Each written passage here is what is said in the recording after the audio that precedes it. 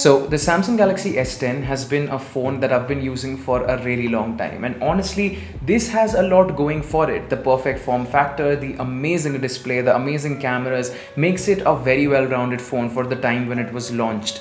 And now OnePlus has been releasing phones left and right with top of the line specifications, giving a lot of top tier companies a run for their money. Cut to that to the OnePlus 8, which is still a very much underdog in their lineup of smartphones compared to the 8 Pro, but even this has a lot going for it. The great 90Hz panel, the overall premium finish of a flagship phone, as well as the incredibly fast performance. This is a phone that is really turning a lot of eyes nowadays. And now both of these phones, the OnePlus 8, the top tier variant, and the Samsung Galaxy S10 are available for a price of under 50k INR in the market. With that said, what's up guys, Anubhav here. Today let's have a look at both of these two phones and figure out that if you have the money to pick either one of these up, which one should that be? With that said, if this video sounds interesting, be sure to drop a like, subscribe to the channel, and let's get started. Alright, so the way we are going to compare these devices is going to be based on a lot of different categories, along with talking about a few miscellaneous features that are present on the one and not on the other. With that said, let's start with one of the most important things that are something that you should consider when you look at a phone for the first time, and that is the build quality. Now over here, if we start with the OnePlus 8, this has a 6.55 inch display and a glass front and back. Now the back of the model that I have is Interstellar Glow, and both of these have Gorilla Glass 5 on the back as well as on the front, and this color is really enticing, other than the fact that it is a fingerprint magnet, as you guys can see. But honestly, if you can keep it clean, this shines different sorts of light and reflects it right back and looks really appealing. So if you're into something that looks like this, maybe this is the one that you should pick up. Moving to the other side, we've got the Samsung Galaxy S10, which has a 6.1 inch display, again glass on the back and on the front. However, this time we've got a prism white texture on the back that gives a sort of pinkish hue when you light it up against different light sources. But honestly, I prefer this because it's a much smaller phone. It's easier to access, especially when you're using one hand. And the OnePlus 8, even though it's a very comfortable phone to hold, it feels right, but even for a person who has large hands like I do, I find it quite difficult sometimes to use it one hand to access the top part of the phone. So maybe that is something that you should consider. But as far as feel is concerned, both of these phones feel extremely premium in your hand, and once you hold it, you will feel that you're holding a premium phone and not a budget plastic phone of that sort. With that said, let's move on to the second category, and that is that display. Now the OnePlus 8 comes with a 6.55 inch 90Hz Super AMOLED display, and honestly this was the first phone that I had properly used with a high refresh rate display, and I can tell you that this is one of those things that you have to try to experience. Once you've got 90Hz, there is no way you're going back. And honestly, even though the S10 has a much higher resolution panel, this is not a 1080p panel, this is a 1440p panel, and that too on a smaller display makes it more sharper. However, this is 60Hz, and honestly, if you would ask me, I would still go for the OnePlus 8 just because of the high refresh rate. Now again, this is something that is extremely personal to the person who is buying the phone, because while the OnePlus 8 does have the high refresh rate, the Samsung Galaxy S10's panel is a much more better panel in general. The colors are great, and honestly this is why most people go for a Samsung flagship. It's because of that high resolution panel, and Samsung just has a thing of good displays, and honestly this is one of the better displays on the market even by 2020 standards. However, if for you again you need a higher refresh rate compared to, let's say, a higher resolution display, definitely go for the OnePlus 8. Alright, now let's talk about performance, and honestly this is a no-brainer, but I had to include it because a lot of you might be wondering about it. So as far as the OnePlus 8 is concerned, this contains top of the line specifications all around. You've got Snapdragon 865, 12 gigabytes of ROM on this variant, and honestly this phone is fast. And when I say fast, I mean stupid fast. This is the fastest phone that I have used in a while, and it just handles everyday tasks as well as hardcore stuff like gaming and streaming and all of that. No matter what it is that you want to do on this phone, you'll be able to do it with ease. And the fact that the software comes paired with Oxygen OS just means that the hardware is going to perform even much better with a very smooth stock UI Android experience. And honestly, in my testing, Oxygen OS has been great. I love using it, and if you're a fan of stock Android, chances are you'll end up settling down for a OnePlus device. However, next up we've got the S10, and this here is where it fumbles a little bit, because this is the Indian variant. It does not have a Snapdragon chipset, but again relies on Samsung's own Exynos chipsets. And in my testing, and I've been using Samsung flagships for almost 3 generations now, Exynos chipsets with time don't really handle day-to-day performance and tasks really well.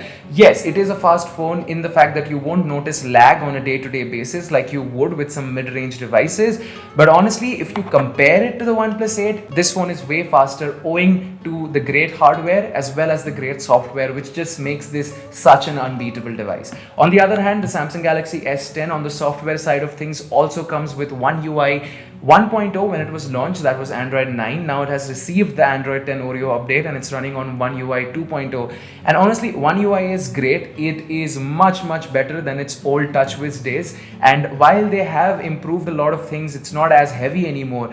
It's still far from a stock Android experience. And again, if it's a matter of personal preference, for me, I would give the point to OnePlus and Oxygen OS for the win any day. Which also brings me to another point, that is software updates. Now, as far as Samsung sources are concerned, this was launched with Android 9. Now it has received the Android 10 update, and as far as I think, it's going to get the Android 11 update and no support afterwards. However, the OnePlus 8, since it's a much newer phone and the fact that it runs on Oxygen OS means that it's going to get a lot more updates than this phone would, and it's already running on Android 10.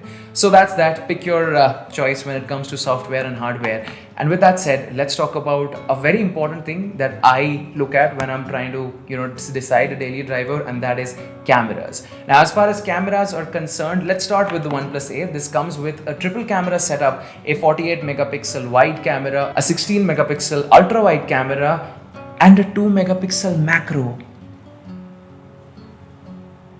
Who asked for the macro? Seriously, anyone? I'll wait.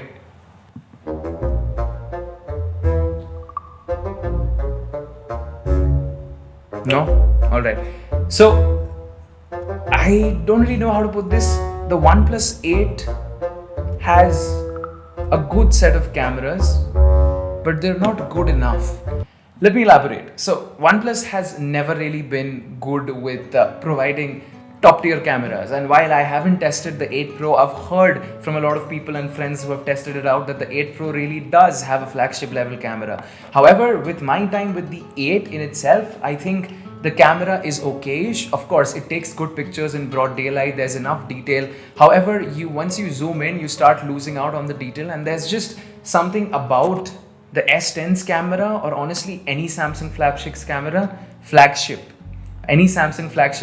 that really makes me stop and stare, because I've used this phone for a little over 2 years now and I've clicked a lot of pictures. You can also find some of those on my Instagram, and honestly speaking, this is an incredible camera. So on the S10 side of things, you've got 3 cameras again, but you've got a 12 megapixel wide camera, a 12 megapixel telephoto camera, finally a good use of the third sensor, and a 16 megapixel ultra wide camera. And honestly, as far as photography needs are concerned, I think the Samsung takes the win here, because it just has an average better looking set of cameras right out of the box. And yes, you can do a lot of things with the OnePlus. You can install Gcam on it, something that you cannot do on the S10, at least on the Exynos version.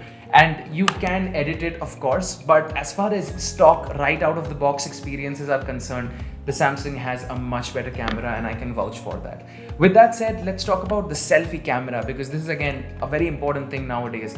And spec sheets aside, I do not like the selfie camera of the OnePlus 8. The photos rarely seem to be in focus some of the time, which is really alarming considering that this is a 2020 flagship. And even if that is a problem with my unit, the colors are not that great, they're average. And honestly, this is going to work for your Instagram stories and your video calls while you're using WhatsApp or Google Duo. But if you're looking to actually get some good photos out of the front camera, I would still have to give the cake to the Samsung Galaxy S10 because again, it just has a better set of cameras in general. So if cameras are a very big priority, go with the Samsung, you won't regret it. All right, all of that camera, all of that juice, all of that performance, let's talk about battery life. And again, this is a very interesting topic. If you guys have watched my main review of the Samsung Galaxy S10, this comes with a 3400 mAh battery. However, the battery life on this is not that great. Now, this is not something new that I've seen for the first time in Samsung flagships. And just like every other flagship from Samsung that I have used, the battery life on this is going to last you just enough, which means that you will have battery when you need it after a day of using, but it will be somewhere around the 20-15% range. And honestly, that much level of battery just means for me that I have to put it in charge again. So I do not last through a full day of usage with this phone when I'm using it the way I generally use phones. This does not include a lot of gaming, but it does include a lot of social media, a lot of content consumption, and a lot of camera use. However, the OnePlus 8 on this comes with a 4300 mAh battery, and honestly this lasts through the day with the same level of usage, so that's more than I can say for the Samsung. Good battery life on the OnePlus 8. Couple that with the 30-watt fast charging that you get, this is a blazingly fast phone to charge and also is going to last very long. And the fact that it can charge to 50% in almost 20 minutes or so just makes this a much better reliable device compared to the Samsung Galaxy S10, which does have smart charging, but it's 15 watts. But again, another cool feature that the OnePlus does not have is wireless charging. So this can wirelessly charge fast up to 15 watts, and it also has something called reverse wireless charging, which basically means it can charge your other phones that support wireless charging as well as smart devices such as your Galaxy Watch or your Apple AirPods or Galaxy earphones with a speed of 4.5 watts. Nothing of that sort exists on the OnePlus 8, and even stuff like wireless charging does not work. So that is something that I feel like OnePlus really missed out on. If they would have included wireless charging, this would have been an incredible package because it would just have that little bit of a flagship feature.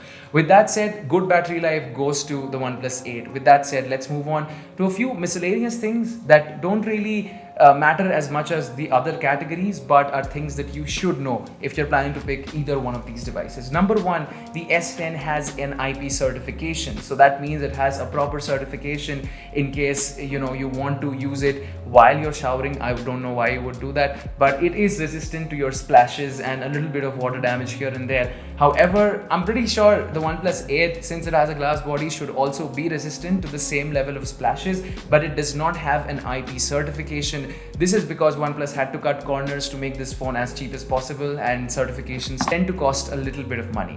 With that said, the Samsung Galaxy S10 has expandable storage, something that the OnePlus 8 does not have. So you can buy a 128GB phone and expand it up to 512GB using a micro SD. And I still know people, especially here in India, who use a lot of memory cards. So if cheap expandable storage is something that you need, you should look at the Samsung Galaxy S10 because the OnePlus 8 has nothing of the sort. And last but definitely not the least, the S10 feels a little bit easier to hold. As I said, it's just not as tall as the OnePlus 8, and therefore the one-handed usage is much easier to even a person with large hands such as myself. However, if you want a big display, a big phone, I think OnePlus 8 is the way to go. And last but definitely not the least, the haptics and the speakers I think are better on the OnePlus 8. Definitely the haptic engine is great, the fast storage is great, and the vibrations and the speakers in general seem much louder on the OnePlus 8 compared to the Samsung Galaxy S10. Now keep in mind, by no means are the S10 speakers bad in any way, but in comparison I felt like the sound coming from the OnePlus was much richer and much vibrant.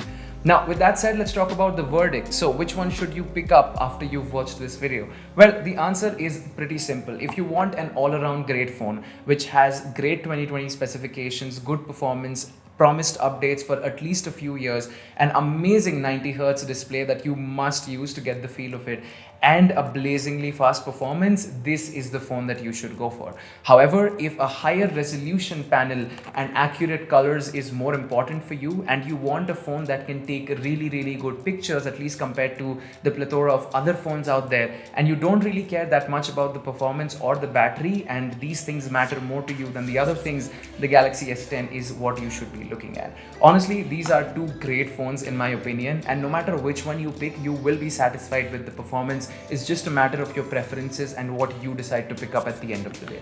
With that said, I hope this video was interesting. If you guys did like it, feel free to drop a like, subscribe to the channel. Until then, this is Anubhav signing out. You guys have a great day. Stay safe. Peace out.